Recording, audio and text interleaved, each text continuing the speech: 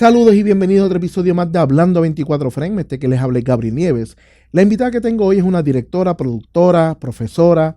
Tiene un documental que se llama Todos íbamos a ser reyes.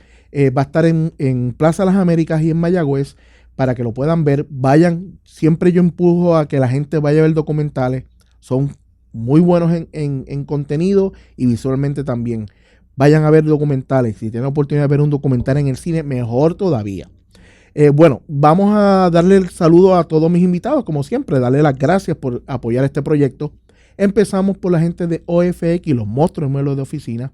Pasen por su showroom que está ubicado en la calle Eleanor Roosevelt 213 en Atorrey, o pasen a su página web, ofxoffice.com, ofxoffice.com, y ahí pueden ver todo el inventario que tienen, que es espectacular. También le damos las gracias a la gente de Barraca Coffee, que son los que nos dan el café para mí y para mis invitados. Barraca Coffee tiene un website, barracacoffee.com. Barraca tiene el café para que lo puedan comprar. Toda esa gente de la diáspora que quieren tomar café puertorriqueño, entren a barraca.com, barracacoffee.com, y así pueden acceder a la página y comprarle ese espectacular café. Ustedes saben que también le damos las gracias a la gente de New Balance. La gente de New Balance está auspiciando Hablando Pop y aquí les damos el cariño. New Balance está ubicado detrás de Plaza Las Américas, al lado de la BMW. Pasen por allá y busquen su New Balance. También le damos las gracias a la gente de Double Entertainment, que son los que le ponen la música a gozar. Están auspiciando el pop y nosotros por acá le damos el cariño. Double Entertainment, búsquenlo en las redes sociales como Double Entertainment para que así puedan alquilar sonido para su actividad. Tienen las guaguas con las bocinas. Ustedes búsquenlo, Double Entertainment. Y obviamente hay que recordar que estamos en el Liberty, canal 285. Pueden vernos por allá. La gente que se está conectando a través de las redes sociales saben que estamos en YouTube y estamos en podcast. Sigan apoyando también Hablando Pop, que es el otro proyecto que tengo. Y nada, nos sigo hablando y vamos a darle.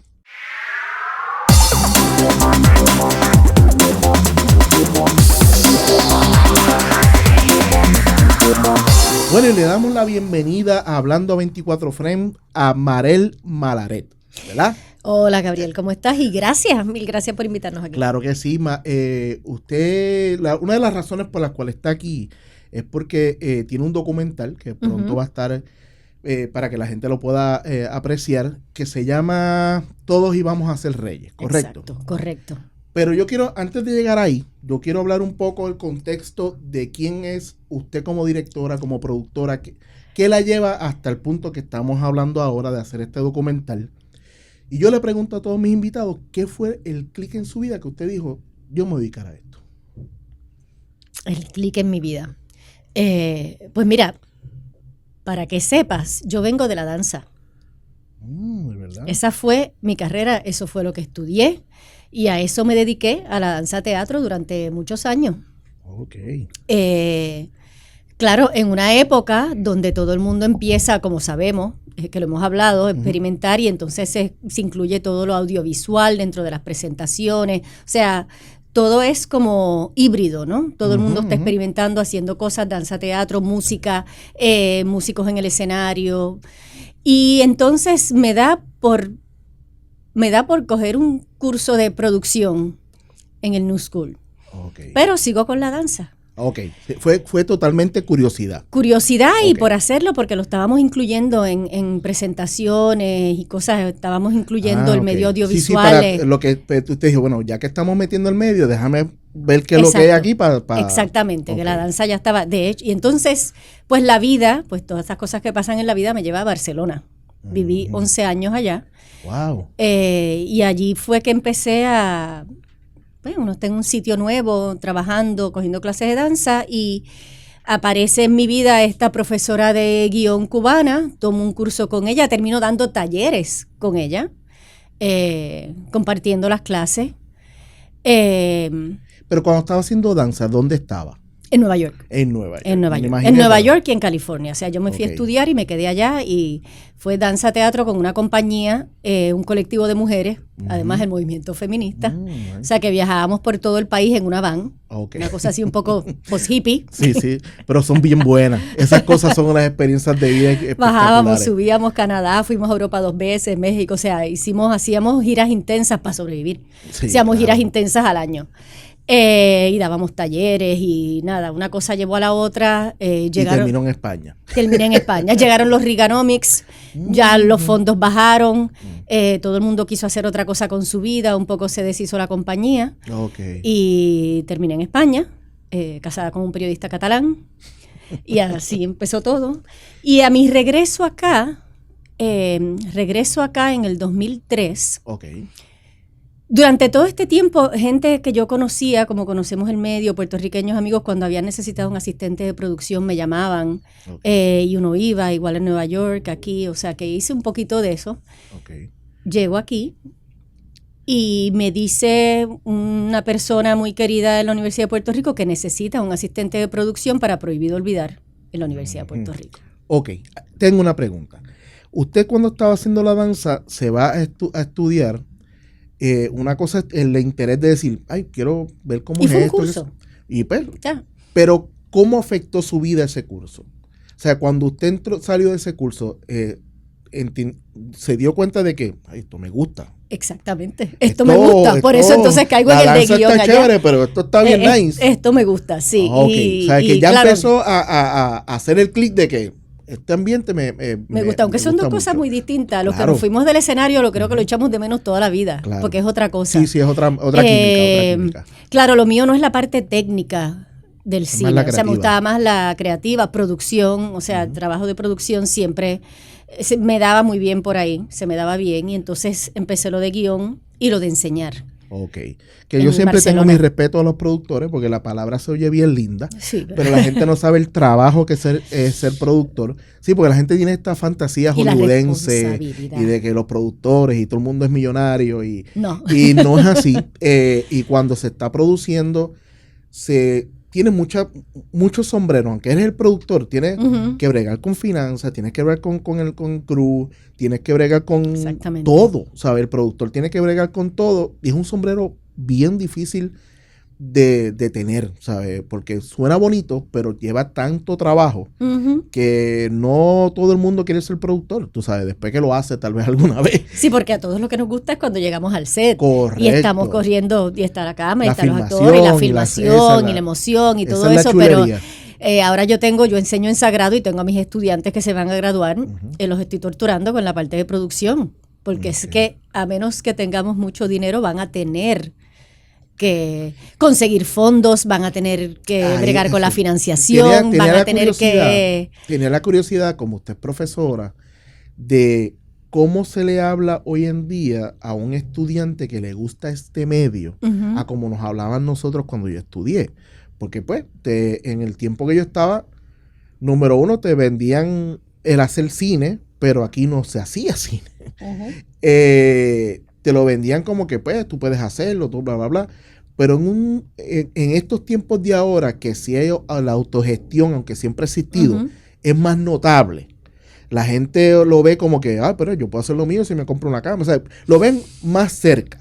¿Cómo se le vende el cine hoy en día a un estudiante de los tiempos del 2020? Pues mira, también eso está cambiando, porque acuérdate como hablamos Ujú. antes, que ahora el medio mismo, el de televisión, el de radio, el de cine, está cambiando. Y yo siempre me acerco a ellos como que qué ven Ok. o qué quieren hacer. También cambian mucho desde que entran hasta que se gradúan, ¿no? Porque Claro. la experiencia van creciendo y te das Ujú. cuenta que va cambiando. Y entonces yo también trato de hablarle de lo complejo que es un equipo de producción, porque no todo el mundo termina siendo director, o sea, está el Correcto. departamento de diseño de producción, está música, diseño de sonido, grabación de sonido, hay Y cámara. todos igual de importantes. Y todos igual de importantes y todos hacen falta, o sea que un poco les trato de hablar de todos los diferentes Ujú. departamentos que hay y también de la parte importante que una cosa es hacer la película o el piloto para televisión o lo que sea que van a hacer y ahora después qué haces con eso. Correcto. Sí, Así porque que la gente se le olvida, o sea, el gran pecado de todo el que produce, vamos a hablar de nuestro país, pero pasa en todos lados, es que se preocupan por hacerlo, pero no se preocupan por distribuirlo. O sea, es como que, ok, lo hice, ok, ¿quién lo va a ver ahora? ¿Y ahora qué hacemos? Ajá, que Exacto. lo hiciste en una salita, nada más llevarlo a esa sala es un problema. ¿Cuánta gente te va a ver? ¿Cuánto tiempo va a estar? ¿Sabes? Conlleva, ¿sabes? La gente tiene que entender que un producto fílmico se tiene que mercadear como cualquier otro producto. ¿Sabes? No lo puedes, ¿sabes? Uno lo ve con el amor del cine y lo lindo, pero al final es de igual manera que un champú, tienes que moverlo. Tienes un medio caro. ¿Sabes? Tienes que moverlo y es costoso y vamos, en el aspecto de cualquier cosa que tú compras, tú lo puedes poner en varios sitios. Esto está por un tiempo limitado en unos lugares y tú tienes que concentrar a esa gente aquí y después tratar de llevarlo a otro sitio. O sea, es complicado, ¿sabes? Por eso es que me llamaba la atención y me la detuve en su historia de cuando llegó a Puerto Rico porque quería saber como profesora cómo es ese approach, tú sabes, a esos estudiantes. Y es difícil porque no tienen una idea. No, o sea, me no, imagino. no es muy difícil porque todo el mundo somos artistas, somos de humanidades, por eso no estamos en matemáticas y en ciencia y en qué sé yo. O sea, nadie está pensando en sumar y restar. O sea, cuando trabajamos presupuestos se hacen un lío. Y el hecho de que en Puerto Rico tampoco tenemos mucho acceso a fondos. No. O sea, que hay que abrir puertas afuera, es muy difícil conseguir financiación, o sea, cómo jugar eso. O sea, que los que se dedican, y tengo algunos estudiantes y que se han graduado muy buenos, que cuando les gusta la parte de producción y son buenos, y se van por ahí, funciona. O sea, sí, Ok. sí. Está bien interesante, pero vamos a regresar entonces a su historia. Usted llega a Puerto Rico y le hablan de que sí puede trabajar en este proyecto. Exacto. Y voy a la universidad porque la conozco mucha gente y termino como asistente de producción en el programa Prohibido Olvidar, que es un programa documental hermoso que se hizo, lo empezó Noelia Quintero en el 2001. El último programa creo que lo hicimos en el 2017. Ok, sí, hace O sea, poco. hace poco. La Universidad de Puerto Rico, el departamento, la Facultad de Comunicación producía y se vendía al Canal 6. Ok.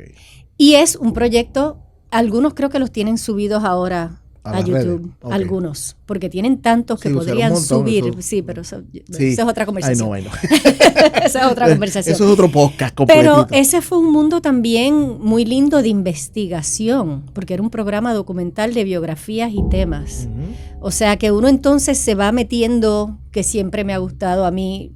Bueno, uno vive enamorado en las humanidades de la literatura, de leer, de buscar, y entonces ese mundo de investigar, de conocer, y tanta gente interesante, periodos de la historia nuestra, figuras que no conocemos, pintores de los que nadie sabe, Claro. O sea, fue un mundo bien rico. O sea, terminé siendo la productora, porque la gente se va moviendo, Claro. terminé siendo la productora con otra productora y alternábamos, y también era mucho trabajo, o sea que dirigíamos algunos de los episodios, porque no siempre había fondos para contratar directores para todos los episodios. Claro, entonces ustedes lo hacían. Exacto, o sea que dirigíamos algunos, pero no podíamos porque estábamos produciendo los otros. Era una serie, había que entregar 10 o 13 programas dentro de una fecha establecida. Sí, tenía que hacer toda la producción para entregar entonces. Para ya empezábamos a entregar cuando ya teníamos 3 programas o Ok, 2 y programas. después Para iban entonces corriendo. íbamos corriendo. O sea que fue una escuelita en ese ya sentido que también. a la que entregas esos 3, esa patineta hay que darle duro. Sí, no, pero ya teníamos, o sea que fue una escuelita, ya teníamos como un ritmo de cómo se iba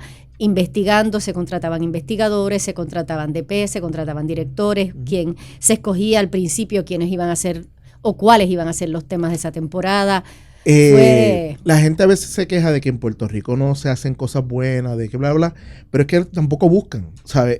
Yo sé de ese proyecto y ese proyecto tiene montones de episodios espectaculares y de investigación. O sea, a veces la gente dice, no, que es los chavacanos. No. Que lo que pasa es que país tú miras. Pero el Canal 6 lamentablemente no está haciendo las producciones como antes, pero sí ha aportado muchas veces a que programas como ese salieran al aire. ¿Y qué tú mercadeas? Porque otra vez volvemos al Canal 6, o sea, repiten programas, pero repiten programas. Es esa línea fina de los nombres que saben que van a traer la gente. Y la idea de Prohibido Olvidar era que conocieran a los que no conocemos. Correcto. Por ejemplo, siempre tratábamos de darle otro giro. Yo me acuerdo una vez que nos pidieron un programa sobre el topo. Muy conocido, los respetamos mucho, pero el investigador y todos dijimos, pero todo el mundo conoce al topo. O sea, Prohibido olvidar. Entonces, pero la investigación fue muy linda, porque nos dimos cuenta que el Topo no quería ser cantante.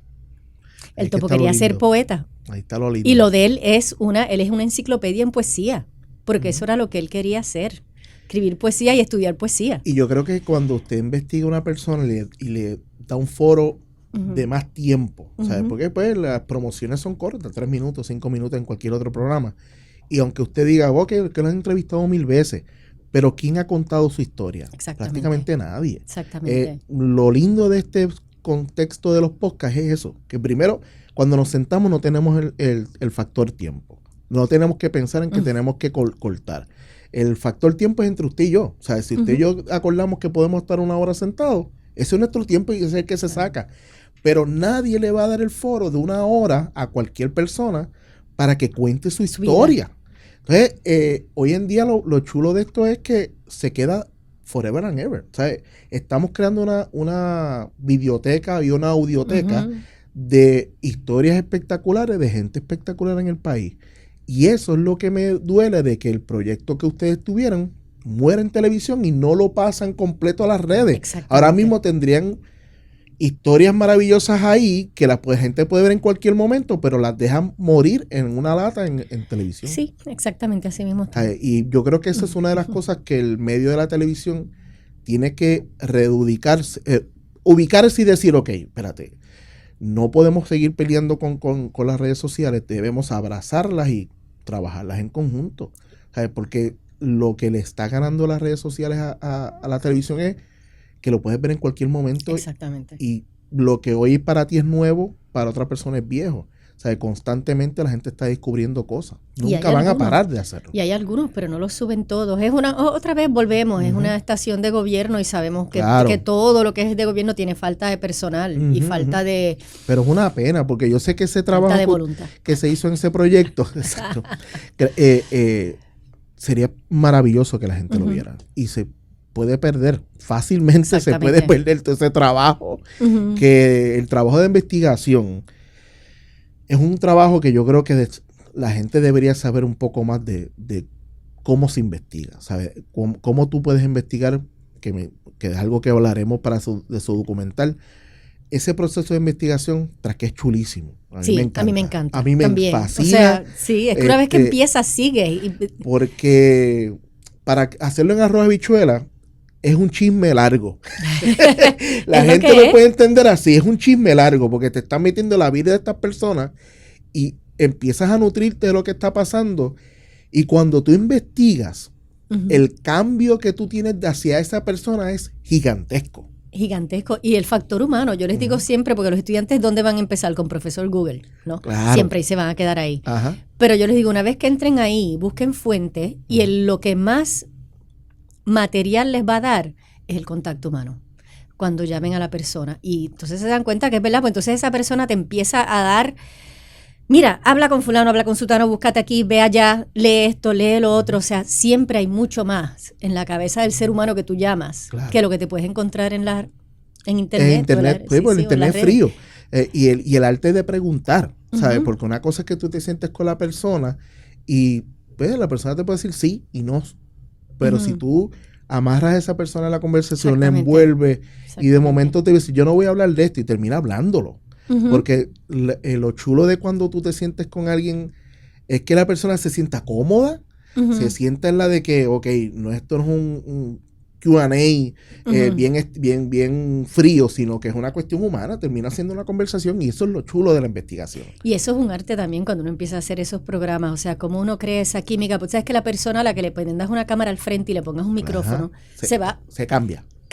Y entonces es establecer esa relación como la conversación que estamos teniendo ahora, que se cree esa relación, que las personas te contesten las preguntas y es difícil, es un arte y es difícil. Yo recuerdo una vez, y no me acuerdo a quién estaba entrevistando, que yo hice una pregunta, terminamos el programa, acabamos todo, y el DP me dice, Marel, hiciste la pregunta como de 5 maneras distintas y no hubo manera de sacar esa contestación. Claro. Pero nada, eso es parte y es bonito. Ok, trabajaste ese proyecto, luego que trabajas ese proyecto, ¿qué pasa en tu vida? ¿Tú entiendes que esto es lo que vas a buscar o nada? ¿O coges otro rumbo? No, o sea, mientras estaba haciendo ese proyecto es la vida que te lleva, ¿no? La misma vez estoy enseñando en Sagrado, estuve enseñando en la universidad y estoy criando sola 2 hijos. Sí. Así que, o sea, yo no estaba pensando mucho, había que trabajar. Y claro, lo lindo del proyecto también fueron las relaciones que se establecieron para hacer proyectos fuera. O sea, yo mientras estaba haciendo Prohibido Olvidar, conozco a esta directora catalana que se establece aquí, Alba Gómez, y Alba Gómez tiene ganas de hacer un proyecto porque ha encontrado unas cartas sobre Pablo Casals. Okay. Nice. Y entonces empezamos a hablar de ese proyecto y yo fui la coproductora porque lo coproducimos con Cataluña de ese documental que ella hace sobre una pieza que Casals empieza a componer en el exilio y termina la composición aquí en Puerto Rico. Y él convierte esa pieza, el pesebre, con todo lo que estaba pasando, que él nunca volvió durante Franco a España, en un mensaje de paz. Y así fue que la usó. Se llamó El Pesebre. Y habían unas cartas que él le había escrito al poeta en el que él basó la poesía, en el que basó esa composición. O sea que hice ese documental con Alba Gómez. Nada, una cosa va llevando a la otra, no sé cómo explicarlo. Lo que pasa es que estoy viendo la historia y en mi mente lo que pensaba era, qué chulo, los documentales son tan chéveres.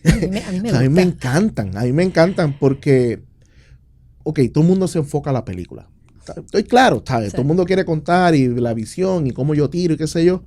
Pero el arte de hacer documentales es maravilloso. Yo pienso que muchas personas a veces van directo a hacer el cortometraje, pero deberían tratar de hacer un documental, ¿sabes? Antes de que lleguen a hacer su película que quieren hacer, hagan documentales.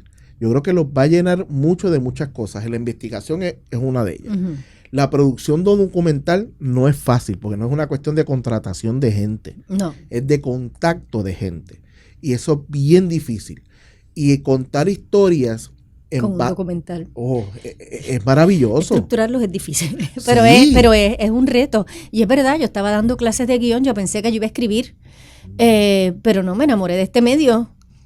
Me enamoré del medio documental y me llena mucho, o sea que... A eso iba, ¿sabe? Que usted empezó a entender que el documental la estaba llenando. Exacto, porque pues, lo que me estás diciendo, Gabriel, la investigación, el contacto humano con las personas, el reto de cómo tú estructuras eso después o como yo lo enseño en clase, es cine, no es una cosa aparte. Claro. O sea, que tienes que contar una historia de aquí desde el principio, de A a B, o sea, no pueden ser solo talking heads y ese es el reto. Sí, porque es una historia, es contar una historia, ¿sabes? El punto de que la gente no lo ve como cine, no. Un documental bien tratado visualmente y ese storytelling bien hecho, es una película maravillosa. Y la gente se cree que es más fácil, no, necesitas la misma cámara, necesitas el mismo sonido, tienes los mismos problemas.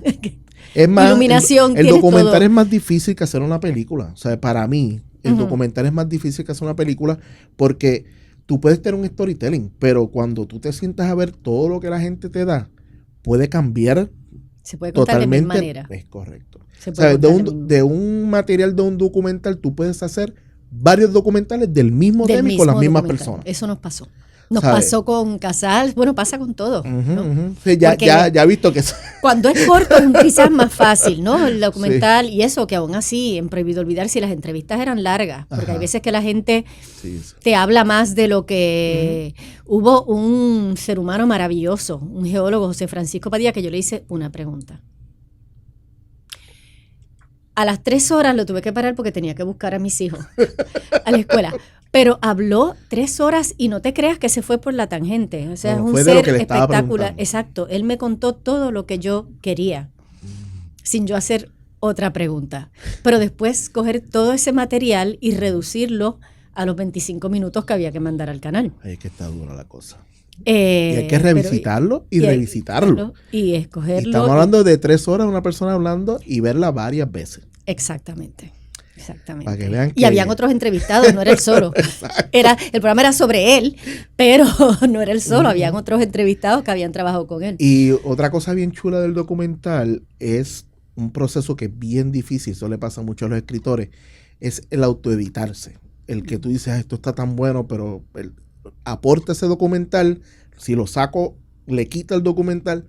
Mucha decisión difícil. Sí, de temas que uno tiene que dejar fuera, porque imagen la escuelita que fue a hacer esto, porque era una serie de televisión que tenía un límite. Claro. No podemos, por ejemplo, empezamos a hacer un programa sobre la Divetco y de esas entrevistas salieron 3 programas. Salieron 3, medias horas distintas y quedó material sin... Luego que hace este programa que está varios años haciendo y está haciendo varias cosas, ¿dónde está esa piquiña de hacer algo de usted? ¿Sabe? De crearlo, de decir, ok, yo quiero hacer algo yo. O sea, no existía. Nunca, o las cosas se fueron dando. Las cosas se fueron, nunca lo sentí así. O sea, de repente se dio... De hecho, estaba trabajando en lo del programa de Casals, en el documental de Casals, cuando me encuentro con esta buena amiga, la profesora Edna Benítez, en el Festival de la Palabra, con unas personas privadas de libertad con esposas puestas. Así fue el encuentro. Así fue el encuentro. Nice. Y a mí lo que se me ocurre, había salido la convocatoria para hacer, de la Corporación de Cine, para hacer micros, que iban a subvencionar... creo que eran 10 proyectos de ficción y 10 de documental o 5, no me acuerdo ahora mismo cuántos eran. Y yo dije, Edna, ¿alguien está documentando este trabajo que tú estás haciendo en la cárcel de Guayama de escritura creativa y literatura con estas personas? Porque acababan de publicar una antología. Y me dijo, no, pues hablemos porque está esta convocatoria y este tema me interesa y vamos a solicitar. Ok. Y llévame por ese cuento porque ya me agarraste. Ahora quiero saber cómo sigue esto. Ok, bueno, pues ella me invita obviamente a los talleres. Yo estoy allí con ella y ella me sugiere, como es una cosa corta de 10 minutos, no podía ser de más de 10 minutos, que lo concentre en uno de las personas, que es el que mejor escribe y que habla muy bien. Así que decidimos hacer la historia de él. Que es Aníbal Santana Merced, que también está en el documental Todos íbamos a ser reyes. Y entonces... Él fue el que sacó el libro, ¿verdad? ¿Es el que sacó él el libro? ya va por la segunda novela. Ya la segunda novela. Ya por que la está en la libre comunidad y todo. Exactamente. Ya recibió el indulto, ya está en la libre comunidad. Y entonces trabajamos en el Micros, ¿no? En ese pequeño cortometraje de Aníbal. Y yo empiezo a ir para saber qué grabar, voy a algunos de sus talleres en la cárcel de Guayama, con los participantes del taller. Estoy presente allí, ella me presenta, no sé qué. Un día voy y ellos mismos, Aníbal es el portavoz, dice que todos ellos me quieren preguntar a mí si yo les daría un taller de guión. Y yo inmediatamente, cuando uno está en esa situación, uno dice que sí. Sin pensar en cuándo uno tiene tiempo o cómo uno lo va a hacer, pero uno dice, pues claro. Y todo esto era pro bono. No existía todavía el proyecto piloto que hay ahora en la cárcel entre el Departamento de Corrección y la Universidad de Puerto Rico de estudios universitarios. Eso no existía. Fue antes de eso. Eso fue antes de eso. A la misma vez ya se estaba gestando a través de Fernando Picó y Edna Benítez y la universidad la posibilidad de establecer este tipo de proyectos que lo peleó el profesor Fernando Picó durante toda su vida. Pero después hablamos de eso. Se estaba gestando, pero no se estaba dando todavía. O sea que la profesora Edna Benítez hizo esto totalmente pro bono. Y lo que ella... Una cosa que me interesa mucho, y le voy a decir por qué. Cuando usted entra ahí, ¿es la primera vez que usted tiene un contacto con una cárcel? Sí. ¿Era la primera vez que usted pasaba el proceso de verificación para entrar solamente al área donde...? Exactamente. No, creo que una vez... Sí. Pero una vez en Nueva York acompañé a una amiga, pero no... a Rikers Island, pero yo no entré. Pero no, mira por dónde va la pregunta. Yo en un momento dado, cuando la industria aquí se escocotó bien duro, tuve que buscar trabajo en otras cosas. Y en uno de esos trabajos yo trabajé en una cárcel, trabajé en Oso Blanco. Trabajé en el Oso Blanco como director del almacén de la cocina, ¿no? De donde le daba la cocina que había en el Oso Blanco. Mira, tú ves como las cosas no pasan en este país. ¿Ves? Así mismo es. Así mismo es. Pues a lo que voy es que la experiencia mía ahí me cambió mi punto de vista hacia la vida, ¿no? Es decir, porque la gente sabe que esté preso, qué sé yo. Pero cuando tú pasas el proceso nada más de entrar a una cárcel, uno siente, aunque no hayas hecho nada, aunque tú no seas un criminal, tú sientes el cambio de libertad. O sea, tú te sientes que entras ahí. Y te están reprimiendo desde el momento en que entras. Sí. El sentimiento que uno le da es como que, wow, si aquí pasa algo y yo me tengo que quedar aquí adentro, yo no sé qué va a pasar conmigo. Pero te entra la preocupación, ¿sabes? Y después tú tienes contacto con gente, porque pues, a mí en el caso mío me daban, obviamente de mínima, pero me los ponían a trabajar para mí. Claro. O sea, y tú estabas con gente que había hecho cosas totalmente horribles, y tú estás hablando con ese ser humano que tú no lo conoces de esa manera. Pero descubres su humanidad en ese momento. Que ese es el... Ahí está. A eso es a lo que vamos. Por eso cuando yo tuve la dicha de poder ver el documental y me transporté en ese tiempo porque sentía, y yo decía, tengo que preguntarle esto porque esto es un feeling que no lo va a entender nadie, al menos que haya pasado por el proceso. Y quería saber pues cómo usted lo había visto cuando usted por primera vez entra. Y eso es lo que estamos tratando de hacer, digo, si queremos realmente, tampoco queremos ser los que solucionamos todo, pero Claro. dar un poquito, meter un poquito el dedo en la llaga, ¿no? Transformar vidas o justicia social, o dónde es que hay las carencias, dónde cometemos los errores, Claro. porque, mira, nosotros hicimos un screening en los de Máxima en Bayamón, Okay. con el grupo pequeñito que fueron los estudiantes de Fernando Picó. Tengo que decir que fue uno de los mejores screenings que hicimos por la conversación que se dio después.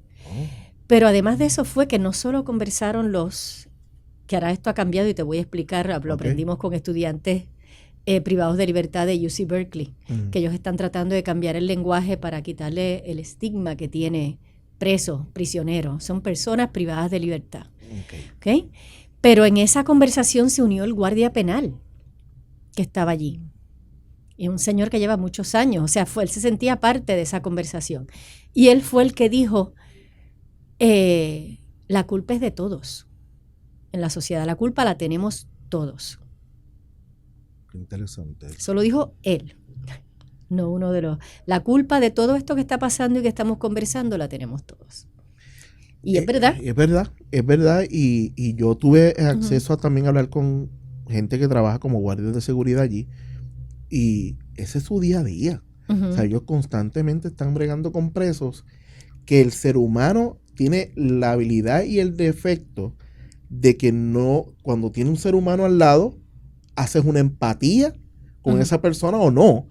Pero no importa lo que haya pasado. Entonces, muchos de los guardias me decían, a veces es difícil, porque yo tengo que seguir haciendo mi trabajo y conozco de una manera a esta persona y uno entonces ponerse, es difícil, ¿sabes? A veces uno llega a la casa y es pesado ese día, ¿sabes? Porque hay un día que no pasó nada y hay otro día que hubo un suceso y tuviste que hacer tu profesión. Tu trabajo, y es difícil. Y yo creo que ellos se conocen y hay un poco como ese respeto y saben quién es quién. O sea, siempre sabemos que en todas partes, fuera de la cárcel y dentro de la cárcel, siempre está el que no, Claro. el que no coopera y el que Eso, sabotea. Eso y eso está en todas partes. todos los grupos de la todos vida. los grupos. Pero yo creo que la mayoría lo que había era como una empatía y es bien difícil. Y por eso uno mira cuando de repente recortan personal o le recortan las pensiones con lo que esa gente brega todos los días y después tiene que llegar a la casa con ese peso encima. No. A bregar con sus problemas. Exacto. ¿Sabes? Porque no es que tú llegas a tu casa y es un bálsamo de paz. Hay otras cosas que hay que resolver allí. Exacto. Y es difícil. Ok, vamos entonces, empiezas a hacer el micro. Ajá. ¿Y cómo se va cambiando eso? ¿Sabes? ¿Cómo va evolucionando ese proyecto? Pues se hace micro y entonces doy el taller de guión, que fue un taller fueron 6 o 8, o sea, tampoco fue que fue una cosa muy intensiva, que ellos salieron de allí como estos guionistas, ¿no? Pero escribieron, claro. ¿no? Pero los empujaste a escribir. Yo creo que hay que estar. Y yo estaba haciendo micros y me vieron llegar allí a grabar, porque grabamos en la misma cárcel de Guayama, entrevistamos a Aníbal allí, él todavía no había salido bajo palabra, y los mismos participantes me preguntaron si ellos, esas historias chiquititas que ellos escribieron, si las iban a ver en pantalla. Y ya como hemos dicho Edna y yo antes, le hemos explicado a la gente, les dijimos que no, porque, ¿verdad? Es medio caro y eso lo tiene que comprar algún director o le tiene que interesar. Pero entonces Edna y yo en conversaciones empezamos a cocinar la propuesta de hacer un documental. Nada, nos volvimos locas. Porque entonces es lo que se llama cine híbrido.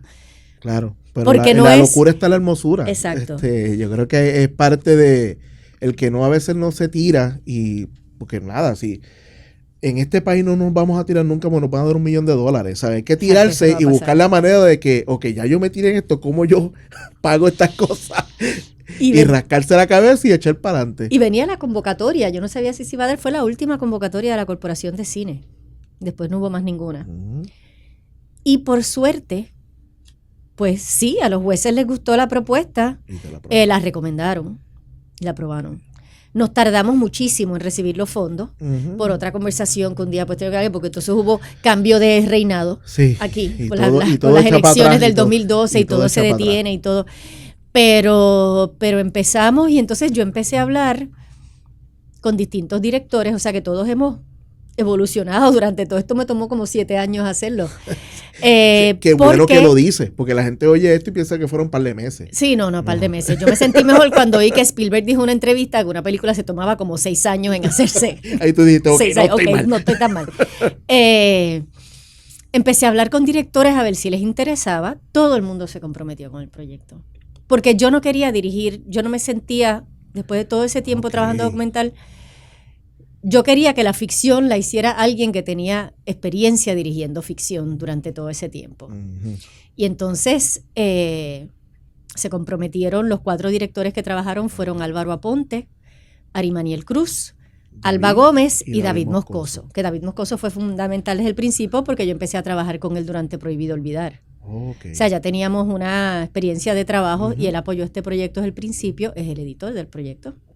Y él dirigió uno de los cortometrajes del proyecto. Ese approach a estos directores fue automático, o sea, todos te dijeron, vamos a hacerlo, vamos a trabajarlo. Todos dijeron que sí.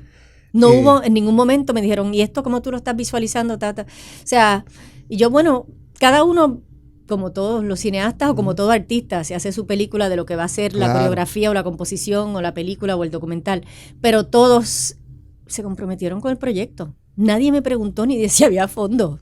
Sí, les gustó la idea. Les gustó la idea. O sea, les gustó la idea. Es que, vas a ver cómo puedo decir esto que no suene feo, pero todo el mundo sabe que las personas que están cortadas de su libertad, sus experiencias son bien fuertes. Y en el storytelling son bien atractivas, ¿sabes? Son historias que todo el mundo dice, aquí hay algo. Pero a mí a lo que voy es esto. Una cosa es que yo te cuento que por qué yo estoy preso. Pero otra es que una persona que está en la cárcel te escribe un cuento y ahí es que está lo maravilloso de esto. Exactamente. Y yo les expliqué a ellos, y ninguno tuvo ningún problema, al momento que se conocieron, a los escritores participantes, que el director iba a conceptualizar ese corto como le diera la gana. Que el director tenía la última palabra allí. Ellos, sin nosotros darles esas instrucciones, casi todos, no todos, pero eso es la mayoría, casi todos se fueron a su niñez. Cuando yo les dije, buscando temas de qué hablar o qué contar o de qué escribir en clase, antes de que se pensara que lo iban a ver en pantalla, todos se fueron a esos recuerdos. Cuando yo vi los cortos que salen en el documental, y me llamó mucho la atención la cuestión de eso, que vi momentos de niñez. Y lo que me llegó a la mente fue que dije, wow, qué importante es la niñez en la vida de uno, que cuando te preguntan qué tú quieres contar, automáticamente buscas un momento dramático o bueno en tu vida de niño. Y es que ahí nos formamos todos. Yo creo que la niñez, la infancia que vivimos es la formación principal de quiénes somos. Y es una cuestión de un paso, ¿sabes? Si ese niño de un paso hacia la izquierda pasa una cosa, si lo dio a la derecha, es totalmente otra historia. Exacto. Y ve uno como sucesos tan dramáticos, tan tempranos, marcan la vida de unas personas que pues, lamentablemente terminan en la cárcel de por vida. Sí. Yo vi una vez a Aníbal Santana dar una charla en una escuela donde le preguntaron, él hace su historia, ¿no? Da su testimonio, él tenía un padre alcohólico, maltratante, no sé qué, que si él justificaba después su vida delictiva con eso, con el hecho de que su padre hubiera sido así. Y él, muy inteligente, dijo, no. Yo sabía la diferencia, como todo niño, todo, más o menos, debe saber la diferencia entre el bien y el mal. Lo que pasa es, él le dijo, eran estudiantes de high school, que a los 12 años, si tú no tienes unas figuras en tu vida de ejemplares, como ejemplo, a los 12 años, que tú no estás pensando en la mortalidad ni en nada, tú vas a tomar siempre la peor decisión. Cierto. O la decisión va a ser la que se te ocurrió en ese momento.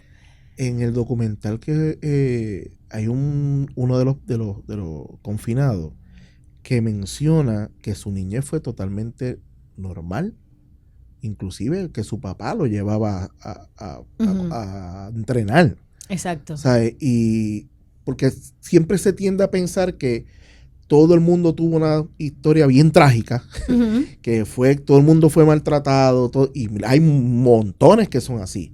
Pero te encuentras también historias que no, que fue un momento de a los 12 años tomar una mala decisión. Tomar una mala decisión, pero también todos ellos, eso sí, aunque siempre hay excepciones, todos ellos vivían en un ambiente, que es lo que pasa en este país que vivimos, que volvemos, esa es otra conversación, rodeados de criminalidad y violencia. O sea, eso está ahí cruzando esta línea, está bien cerca de la niñez de todos ellos. Y donde se enartece al criminal. Exactamente. ¿Sabe? Que el que llega, el que logra, es esa persona que está haciendo las cosas mal. O sea, no te dicen, tú puedes lograr y tener todo eso, pero sin tener que estar mirando sobre tu hombro toda tu vida. ¿Sabes? Tú puedes trabajar y lograr esas cosas, pero no, ellos lo que ven que esa persona que está ahí tiene dinero, tiene que es el atractivo grande de toda persona, ¿verdad? Porque llevas una vida de necesidad, de que no tengo, no me dan, no puedo comprar, no puedo esto, de que comparas, de que aquel puede pero yo no puedo, y te dicen, ok, si tú haces eso, pues vas a lograr. Y son muchos factores, pero muchos factores que, como dije antes, por eso es que todos somos responsables, porque son factores sociales a todos los niveles, de educación, de las escuelas, de los vecindarios donde viven, de lo que permitimos, lo que no exigimos que se arregle, no sé. Nosotros no somos politólogos aquí ni sociólogos, pero somos un poquito, porque por eso uno hace ¿Cuándo cine. fue el momento en que tú decidiste que ibas a dirigir el documental? ¿Sabes? Que desde el principio. No sí, sé, pero, es que nunca. Pero que fuiste bien clara en no, lo que es ficción no lo voy a hacer yo, pero sí el documental. Sí, el documental. Sí, porque yo sabía que era nuestro proyecto. Guiones, Sí, desde que hicimos la propuesta. Okay. Sí. O sea, ya tú sabías que sí ibas a hacerlo. Sí. Ok, llévame en el proceso entonces de ya, los directores te dijeron que sí, estás filmando a esta gente, darle estructura a este documental. Uy. ¿Te cambió mucho de ese primero a lo que estamos viendo hoy en día? ¿De la primer corte o de cuando empezamos a grabar? De la primera línea que uno dice, ok, nos vamos a ir por aquí, pero cuando empiezas a ver la historia dices, ok, creo que no nos vamos a ir por ahí. Bueno, no, nosotros habían unas decisiones claras, que realmente era devolverles a ellos el trabajo que habían hecho, que no iban a haber profesionales entrevistados en el documental, eran sus voces y lo que ellos escribieron. O sea, ya tenían las reglas del documental. Esas reglas del juego ya estaban ahí. Que eso es otra cosa bien chula del documental. Siempre es bueno agarrarte a unas reglas. Ok, porque si no el documental te puede cambiar y estás 7, 20, 15 años y todavía no sale el documental. ¿Por qué? Porque vas a ver un montón de cosas nuevas que no estaban, pero cuando dices, ok, estas son mis reglas, me voy a quedar aquí. Mantener esa línea de dirección, y yo creo que el documental entonces empiezas tú a trabajarlo para rellenar esos huecos que quieres rellenar, ¿no? Exacto. Lo primero que hice fue los directores, los que pudieron, ¿no? No todo el mundo pudo, hicimos un taller y ahí llevamos cámara para que conocieran a las personas, ¿no? Okay. A los escritores, a los participantes, que se empezara a crear esa relación. Y luego tuve que acomodarme, como hablamos antes, a las fechas de todo el mundo, a la disponibilidad de todo el mundo y escoger unas fechas donde todo el mundo estuviera disponible para grabar. Okay. Por costos, obviamente, ¿sabes lo que haces siempre? Tú escoges hacer esto en 4 días, pero entonces lo tienes que hacer en 2 y pasan esas cositas así. Pero empezamos en febrero del 2015 Terminamos el último cortometraje, que fue el de Álvaro Ponte, en septiembre del 2015. O sea, más que nada trabajamos durante el verano. Oh, okay. Trabajamos durante el verano del 2015. ¿Siempre estuviste en todos los documentales? ¿En todos los cortometrajes? Sí. En los cortometrajes. Sí, como productora. Porque que uno es productor y director. Ajá. Sí, siempre estuve. Okay. O sea, que no fue que ellos trabajaron y te entregaban. Y también siempre. le entregué la producción, porque es que, ¿sabes? Que es un esfuerzo titánico. La producción de los cortometrajes la hizo Carmen Díaz. Okay. O sea, Carmen soltar Díaz, un poco sí, porque es que era mucho. Y Carmen Díaz fue fundamental, y ya yo había trabajado con ella. Cuando yo entro a Prohibido Olvidar, ella está produciendo Prohibido Olvidar. Oh, okay. O sea, que había una relación de trabajo, como pasa en este país, con toda la gente. Ya cuando tú estás haciendo el documental, ya el libro estaba hecho. La antología, ajá. Desde adentro, sí, eso se había publicado. Eso se había publicado ya. De hecho, ellos hablan del libro. Ok. Pensé que fue como que más o menos paralelo. No, ya eso estaba hecho. Okay. Ya eso estaba hecho. Después, claro, empezamos a estructurar el documental. Ya yo no sé ni cuál fue la primera versión, pero David Moscoso te podría decir, o sea, que fue difícil, porque se podía, como tú dices, contar de tantas maneras. Y lo más difícil, porque tú tienes una idea en tu cabeza, lo más difícil fue dónde se insertan los cortometrajes, aquí hablando de cine. Porque una cosa es la dramatización dentro de, por eso es que dije ahorita, es cine híbrido, porque el cine documental siempre puede tener dramatización, pero eso no es ficción. Esto Correcto. Es, aunque sean historias basadas en su niñez, es ficción. Claro. Dentro del documental. Y hicimos varias estructuras, ¿sabes?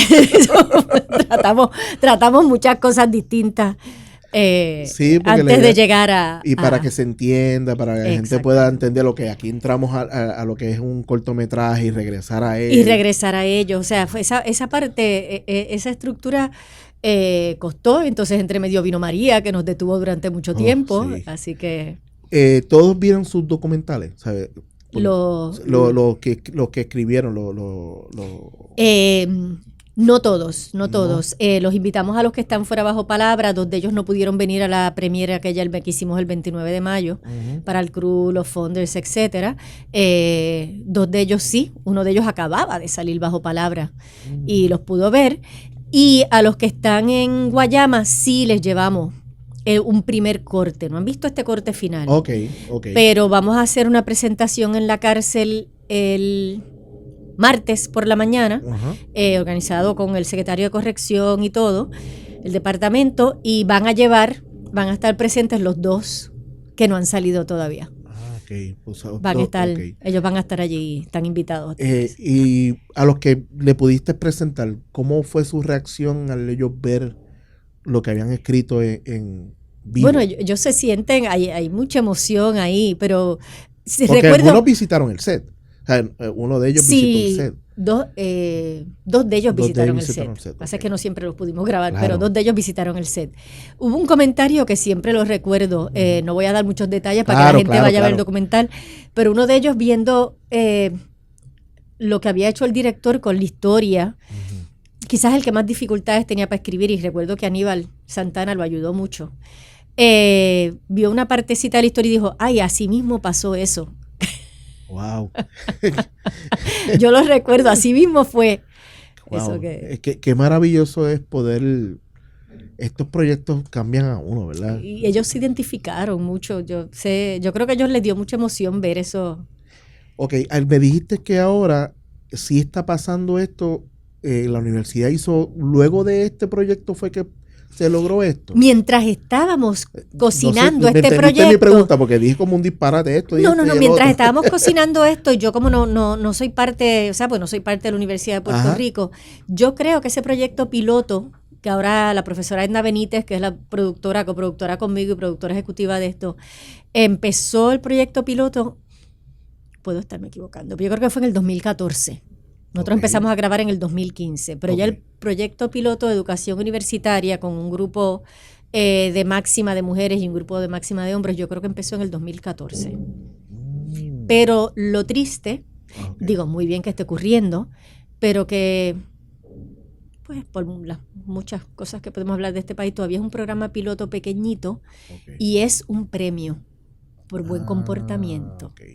que la profesora Edna Benítez y mucha gente y legisladores que han visto el proyecto y nos contactaron, están peleando porque esto sea un derecho, no un privilegio. O sea, porque realmente, como yo escuché a una mujer privada de libertad una vez en un conversatorio en la Universidad de Puerto Rico y estaba el anterior secretario de Corrección en ese momento, y mirándolo le dijo, es que no debería ser un privilegio, un premio que me dan a mí, porque yo creo que son las otras personas las que necesitan realmente esta educación. Todos la necesitan, o sea que debería ser un derecho para todas ellas. Y tienes personas que están bien claros que probablemente nunca vean la luz del día libre. Exacto. Y yo creo un proyecto como esto le da la libertad de salir a través de la escritura, ¿no? De poder despegar y de que este ser humano que pues no va a poder salir por su sentencia, pero que pueda evolucionar. Yo pienso que es un derecho que deben tener todos. Y que debe tener todo el mundo. Porque hemos estado, Edna sobre todo, muy en contacto con los programas que hay en Estados Unidos y en otros países de educación universitaria en las cárceles. Y una vez leí una entrevista donde le preguntaron a una persona privada de libertad que si no iba a salir nunca, ¿para qué estudiaba? Él dijo, por mí. Muy bien. Por mí, porque uno nunca deja de ser persona. O sea, yo estoy aquí, estoy rodeado de otra gente. ¿Entiendes? Me llena a mí. ¿Por qué les vamos a negar eso? O sea, es una cosa, y como siempre decimos y lo dice Edna en todas las entrevistas, ella usa las palabras de Angela Davis, siempre, la cárcel desaparece a las personas, pero no los problemas. Cierto. O sea, que aunque los desaparezcamos a ellos y los tengamos ahí, tiremos la llave, no ha desaparecido el problema.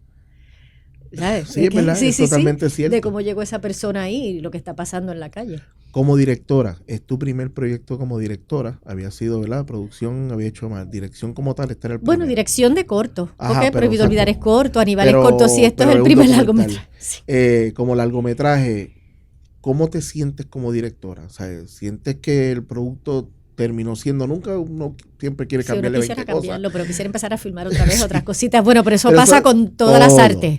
Pero cuando tú tienes que saber que tienes que despegarte de él. Sí, es como una tesis, ya la termina, no la voy a leer más. Hay momentos en que tienes que decir no voy más porque si no nunca va a terminar. ¿Cómo te sientes? Yo me siento, hay emoción, yo me siento bien satisfecha, pues yo creo que fue un logro y yo, ¿sabes cómo lo siento? Con el apoyo de la gente que está trabajando alrededor de uno. Y momentos lindos, porque uno quiere que esto llegue a un público más allá de nosotros, ¿no? Que nos entendemos todos y hablamos el mismo idioma. Y recuerdo una vez el técnico que estaba poniendo el documental, que estaba allí porque ese es su trabajo, ¿no? Y tenía que poner lo que fuera allí en el proyector y lo que fuera. Y cuando se terminó, yo estaba sentada como a 2 sillas.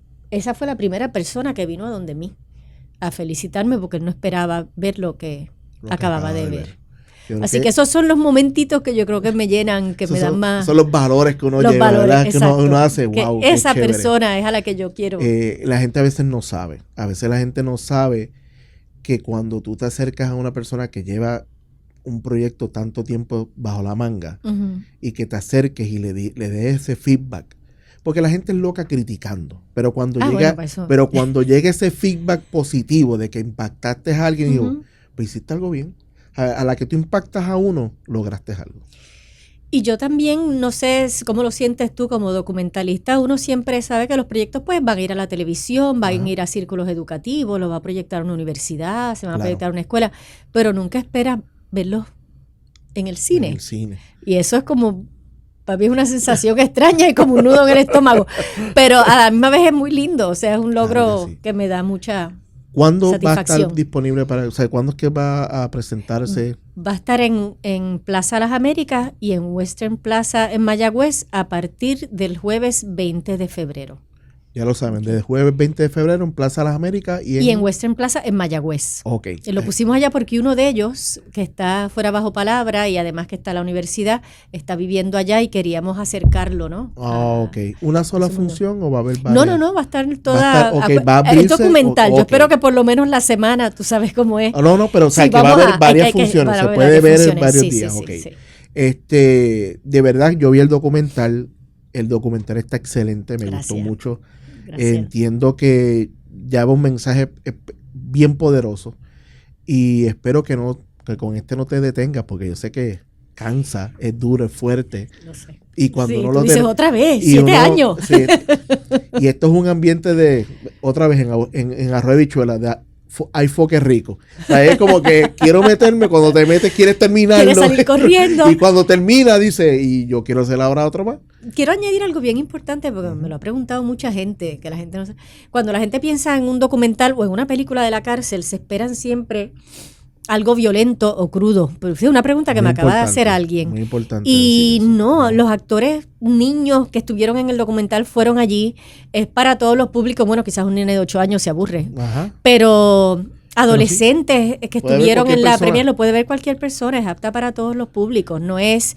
Y una de las cosas muy lindas también que me dijeron los confinados de Máxima que lo vieron, agradecieron que yo no hubiera pintado, que no hubiéramos pintado ese mundo supuestamente de estos salvajes que están allí adentro, porque eso no es lo que ellos viven todos los días, eso no es lo que, eso es un mito, ¿no? Hay otro Cierta mundo, manera, hay otro mundo allá adentro que, como todo, ¿sabes? Sí, demitificar, hay que demitificar. El un mundo poco. es loco haciendo clichés y con las personas que están confinadas, pues obviamente te quieren vender el susto, el que El no, susto, esto, sí, sí, lo sí, otro. sí, y, sí, sí.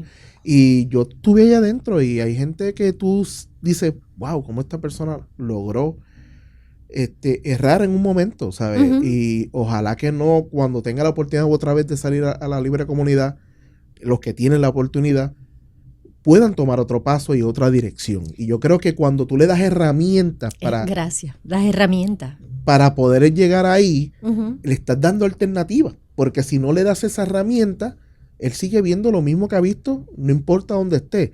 O sea, como dijiste ahorita, no importa el cuarto donde tú te encierres, sigue siendo tú. Exacto. Al menos que cada cuarto tengas una herramienta nueva. Yo creo que es sumamente importante. Y uno de ellos una vez dijo, mira, tú creces en este mundito. Si no te ofrecen otro, que es otro problema que tenemos con nuestro sistema de educación, si no ofreces otro, tú crees que tu mundito es ese, con ese vocabulario limitado. Correcto. Entonces tú nunca vas a ser otra persona y que todo el mundo es así como tú. Exacto. Que todo el mundo está así. Si no te ofrecen ese otro mundo, otros mundos, el poder de la palabra, el poder de expresarte, el aprendizaje, si no lo tienes en tus manos, no, tu mundo termina ahí. Totalmente de acuerdo. Marel, de verdad que ha sido maravillosa la conversación. Ay, Yo le he pasado gracias, súper Gabriel, bien. de verdad que ahora digo yo, me hubiera encantado tener una profesora como ella. Ay, gracias. No, porque de verdad que es bien, porque no es lo mismo cuando hay profesores que enseñan y no practican lo que están enseñando, son dos tipos de clases diferentes. Sí, y yo creo que sí. es bien importante también una persona que sepa cómo es el medio real y no me lo vende en papel. O sea, el papel es una cosa, pero la profesión te lleva a otras cosas y otras decisiones, y a veces es buena tenerla como vivencias porque se las puedes tal vez pasar a los estudiantes, y no es que le estés poniendo la bandita en el tajito, sino que sepa estas cosas pueden suceder. Exactamente. Y no estás en un mal camino, es que tienes que resolverla. Yo creo que es sumamente importante. Y abrir puertas. Yo creo que es lo más importante, abrir puertas. De nuevo, la fecha, ¿dónde va a estar? El jueves 20 de febrero.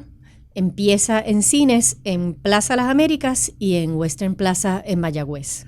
Creo, no sé cuáles son las tandas, pero eso va a estar disponible claro, en el site de Caribbean Cinema. Saldrán. Todos íbamos a ser Reyes, el documental. Ya saben, lo pueden buscar, alguna red social donde puedan buscar más información. Bueno, está en Instagram, está en Facebook y tenemos la página web todosíbamosaserreyes.com donde hay información todo el tiempo. Pues perfecto, ahí van a saber también, me imagino. Ahí se puede ver el tráiler. Ok, para que tengan más o menos un feeling de lo que está pasando. Información de los directores, ellos mismos, quiénes son. Sí. Yo voy a poner el link del tráiler aquí también para que lo puedan ver las personas que van a acceder o tanto en video como en audio. Y una vez más, muchas gracias por sacarle su tiempo y sentarse aquí. Y déjame darte un recordatorio a todas las personas que me visitan por aquí. Yo le doy este pequeño recordatorio como que pasaste por aquí por Hablando 24 me gusta. Frames. Qué bien. Bueno, muchas y ya gracias. sabes, las puertas están abiertas lo que quieras hacer en un no, futuro. Te voy a mandar gente. No. Perfecto. De eso volvemos y decimos, el cine son relaciones y contar historias. Bueno, hasta aquí otro episodio más de Hablando a 24 Frames y como siempre les digo para terminar, toda vida es una película. La diferencia es que no todas llegan al celuloide. Bye bye. Gracias. We'll be